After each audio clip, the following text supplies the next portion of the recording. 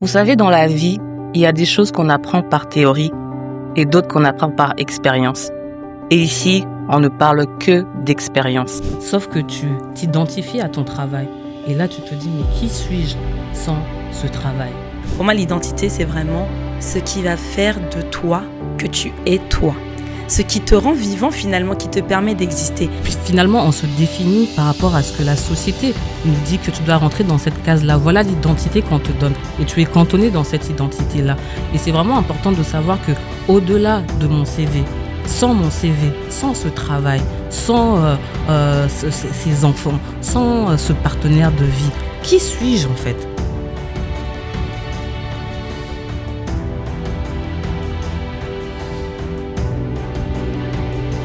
Salut, c'est Monica. Dans la vie, il y a des choses qu'on apprend par théorie et d'autres par expérience. Et ici, on ne parle que d'expérience. Aujourd'hui, on va parler de la thématique de l'identité. C'est une thématique que j'aime bien aborder parce que dans le deuil, on retrouve souvent une perte d'identité. Et pour ceux qui n'ont pas encore eu l'occasion d'écouter le premier épisode, j'expliquais un petit peu, je donnais un petit peu de détails sur la première perte qui a été importante pour moi, qui a impacté ma vie, c'est le décès de ma mère alors que j'avais 2 ans. Et j'expliquais que j'ai passé du temps, du coup, j'ai été élevée par ma tante, la grande sœur de ma mère, pendant un long moment, avant de repartir chez mon père, peut-être vers 7 ans, 8 ans, je ne m'en souviens plus exactement. Et j'ai vécu chez mon père et chaque fois qu'il y avait des vacances, je repartais chez ma tante. Et là, j'arrive, j'ai à peu près 10 ans, et ma tante, son mari et ses enfants doivent émigrer et venir s'installer du coup en France. Et j'étais tellement habituée à eux qu'il y a eu une discussion entre ma tante et mon père pour que je puisse également aller m'installer avec eux en France. Et donc d'un commun accord, il a été décidé que je partirais avec eux. Et je viens du coup m'installer en France et ils m'adoptent, ma tante et son mari m'adoptent comme leur fille ici en France. Et donc je suis devenue leur fille et la sœur de leurs enfants. Donc c'était mes cousines, mais étant donné qu'ils m'ont adoptée, c'était devenu aussi mes sœurs. Et mes frères, parce qu'ils ont également un fils. Et il y a 3 événements qui ont vraiment déclenché une recherche de mon identité. Le premier événement, c'était alors que j'avais peut-être 13 ans ou 14 ans, ma cousine, qui est donc ma sœur, discutait avec une de ses copines. Et sa copine lui fait une remarque et lui dit « Ah, je trouve que la petite Monica te ressemble beaucoup. Hein. Ta petite sœur Monica te ressemble beaucoup. » Et là, ma cousine sœur qui dit « Ah non, c'est pas ma sœur, c'est ma cousine. » Et moi, j'entendais leur conversation.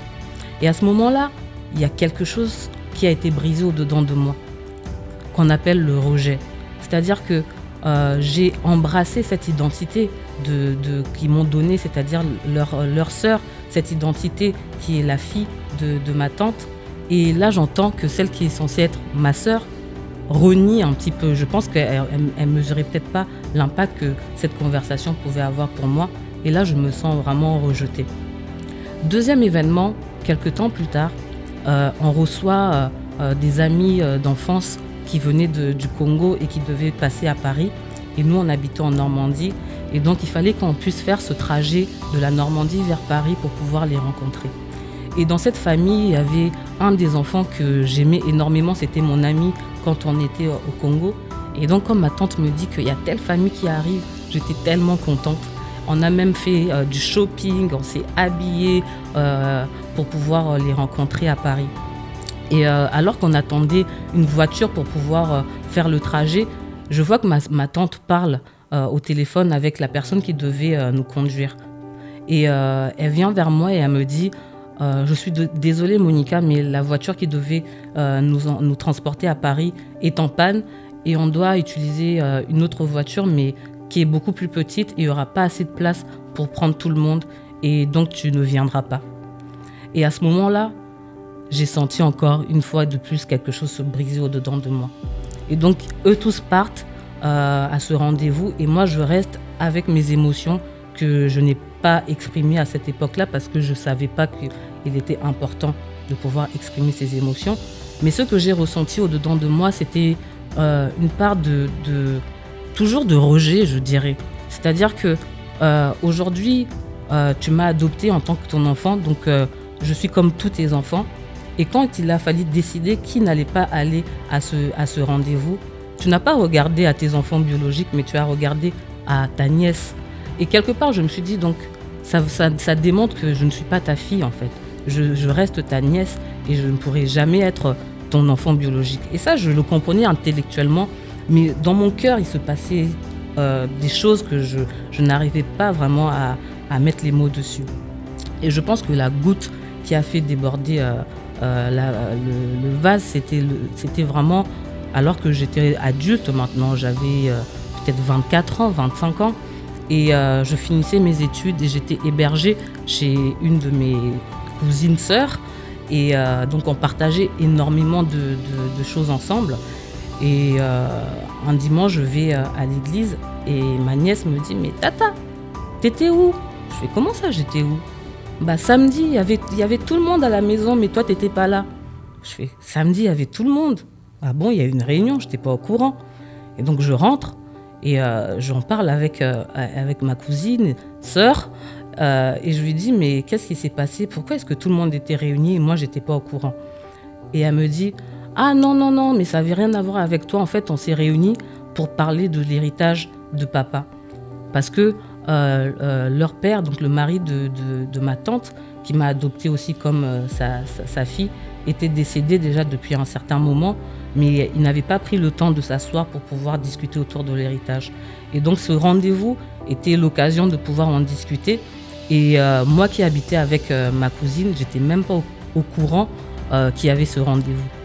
Alors, je savais à ce moment-là que je ne suis pas l'enfant biologique de mon oncle. Donc c'est normal que je n'ai pas part à cet héritage.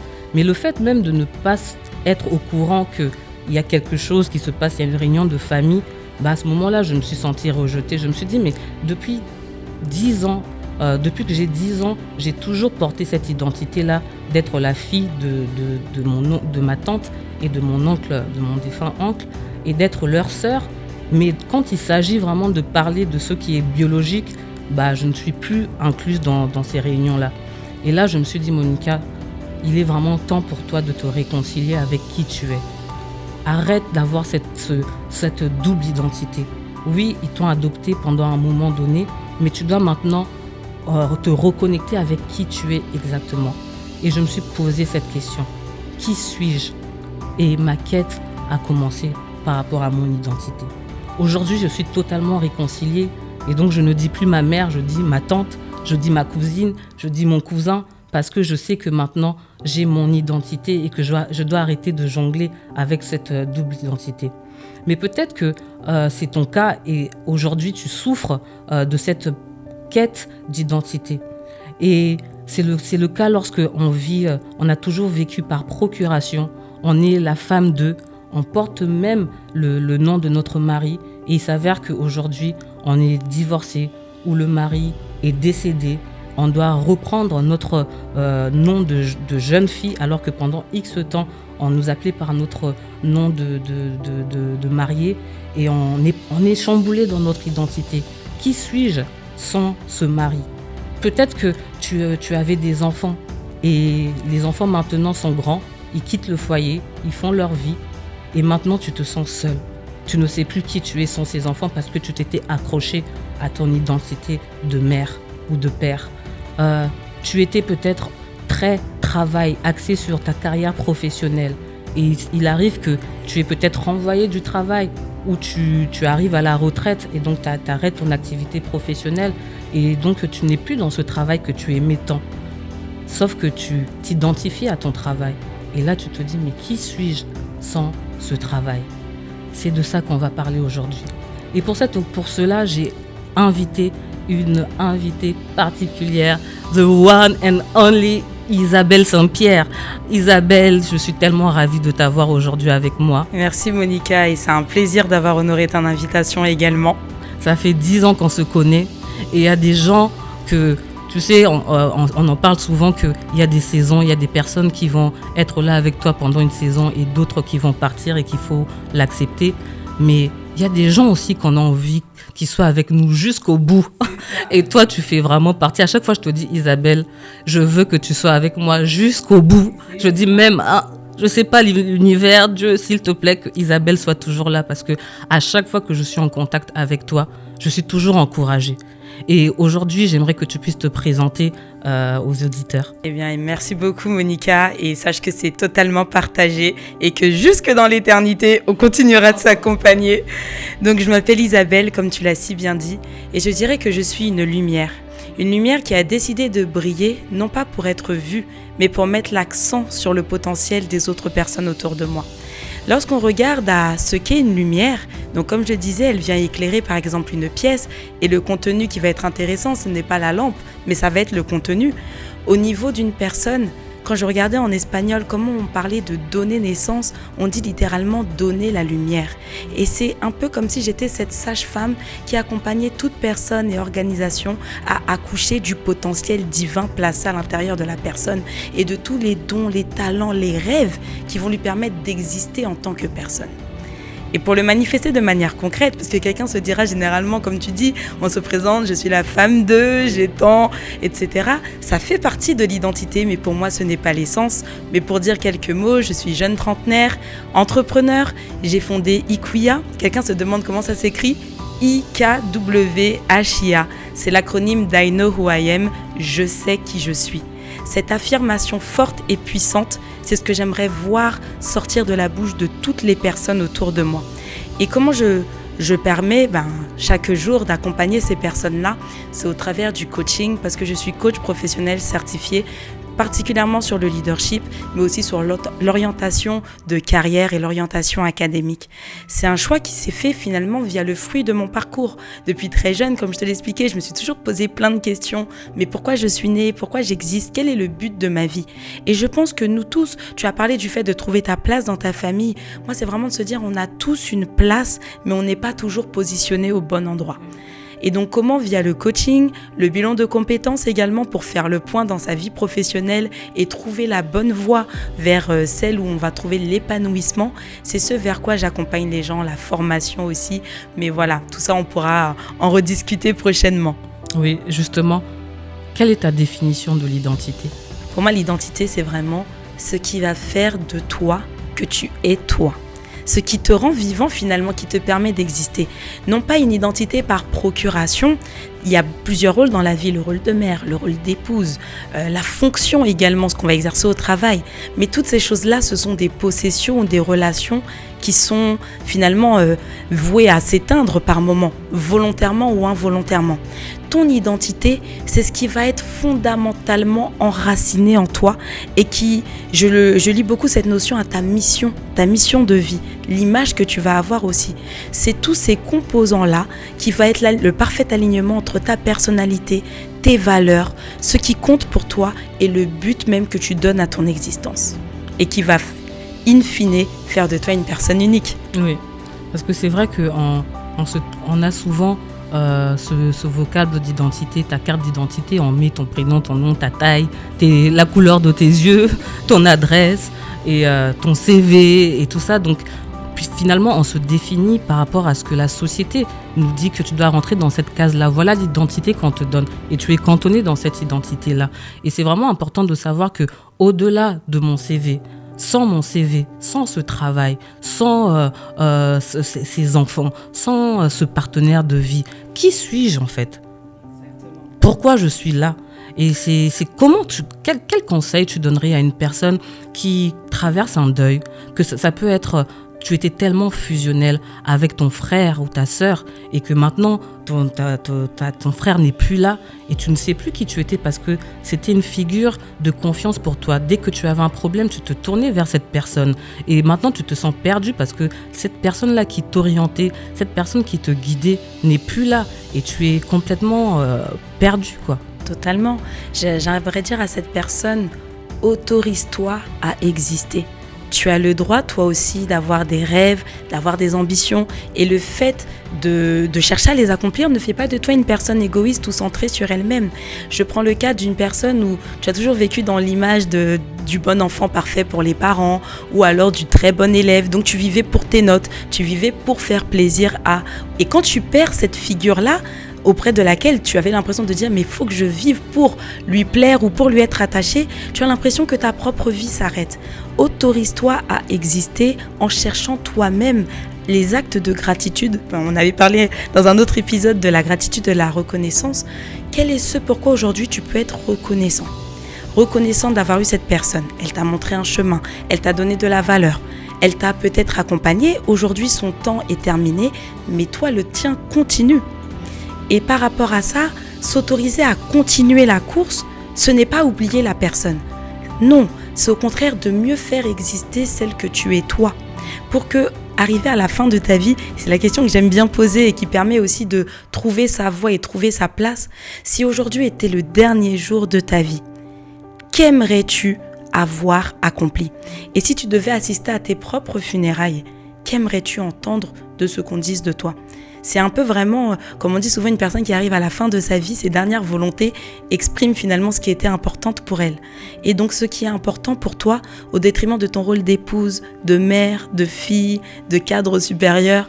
J'aime bien parce que tu dis au détriment de ton rôle, pas de ton identité. C'est ça, parce que l'identité va être beaucoup plus profonde. Et comme je l'associe à la mission, la fin de la mission d'une personne qui t'a accompagné tout au long de la tienne ne met pas fin à toi ce que tu dois accomplir. Ça doit limite te donner encore plus de force. Ça nous rappelle aussi l'immédiateté de la fin. On ne sait pas quand est-ce que ça va arriver. Alors chaque jour, et ça ce serait peut-être mon deuxième conseil, fais des petits pas qui seront toujours en lien avec la destination que tu dois atteindre. Comment le faire ? C'est en acceptant de découvrir qui je suis. Parce que des fois on a peur. Mais oui, c'est déjà de se poser la question. La prise de conscience est le premier pas vers cette ouverture, cette découverte, j'ai envie de dire, personnelle. Parce qu'on peut vivre pendant longtemps sans se poser la question. C'est le cas de nous tous, finalement. Je suis l'enfant de mes parents, je suis née sur Terre, je ne l'ai pas choisi, donc je respire et tout se passe bien. C'est à un moment donné être intentionnel. Et c'est pour ça que j'aime parler de croissance personnelle. La croissance n'arrive pas par accident, comme diraient vraiment les personnes de manière générale. La naître de nouveau en tant que personne, c'est accepter le fait d'aller à la découverte de soi-même. Quelles sont tes réelles valeurs profondes ? Quelles sont tes compétences à la fois interpersonnelles, mais aussi techniques qui vont t'aider à accomplir un but ? Et si pour toi, tu commences à cheminer vers cette voie-là, tu vas commencer à mettre la lumière sur tout ce qui était profondément caché. Tu peux croire que tu n'es pas un bon orateur, mais c'est simplement parce que tu n'as jamais eu l'opportunité de parler d'un sujet qui te touche vraiment. Et comment trouver ton véritable battement de cœur ? J'ai envie de dire à quelqu'un, si je ne te payais pas et que tu devais accomplir jour et nuit une tâche, une mission, laquelle serait-elle ? Également, quel est ce pourquoi, si tu devais prier, si tu es croyant et que tu nous suives, tu devais prier pendant des jours, des semaines, sans relâche, pour quelle cause ce serait ? Et généralement, une troisième clé, si malgré cela tu te dis je suis encore perdu, qu'est-ce qui t'énerve ? Qu'est-ce qui provoque en toi une colère ? J'ai presque envie de dire une sainte colère qui te fait bouillonner et qui veut provoquer le changement. Tu te dis, ça s'arrête avec moi. À partir de maintenant, je veux que les personnes qui ne trouvent pas leur orientation trouvent leur voie. Je veux que les personnes endeuillées trouvent le réconfort nécessaire pour se relever. Généralement, quand tu alignes tous ces éléments, tu te mets en route vers le but de ton existence. Et c'est un processus, faut pas se dire en m'arrêtant 5 minutes devant une feuille de papier, je vais avoir toutes les réponses. Il faut accepter le fait que ce processus prenne un certain temps, mais il va demander une chose, ton intentionnalité. Et est-ce que les différentes saisons de notre vie nous révèlent une différente facette de notre identité ? Totalement.